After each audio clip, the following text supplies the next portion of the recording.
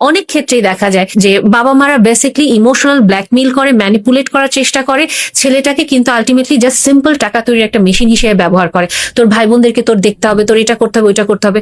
কেন? বাবা মা তো আপনি, আপনার দায়িত্ব আপনার ছেলে মেয়েদেরকে দেখা। ভাই বোন কেন দেখবে? সে তো তার ভাই বোনের বাবা মা না? তার মানে আপনি একজন ব্যর্থ বাবা মা, আপনি স্বীকার করেন আপনার সামর্থ্য নেই।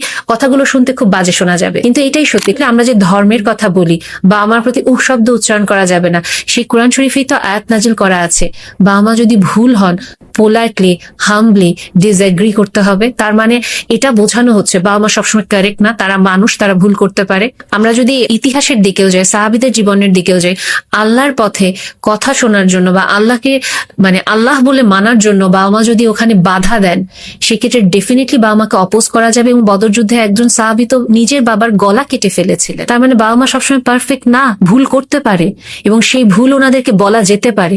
এবং ওনারা কথায় কথায় যে অভিশাপ দিবেন, আমি এই অভিশাপ দিচ্ছি, তুই সুখী হবি না, তুই হ্যান হবি ত্যান হবি, বাবা মা এভাবে অভিশাপ দিতে পারেন না। বাবা মা হিসেবে আপনারও তাহলে দায়িত্ব আছে। আপনাকে প্রশ্ন করা হবে মৃত্যুর পরে, আল্লাহ যখন সামনে দাঁড় করাবেন আপনাকে, তুমি কি দায়িত্ব পালন করেছো তোমার সন্তানের প্রতি? তখন আপনাকে এটা বলতে হবে। আপনি কি শুধু অভিশাপ দিয়ে গিয়েছেন?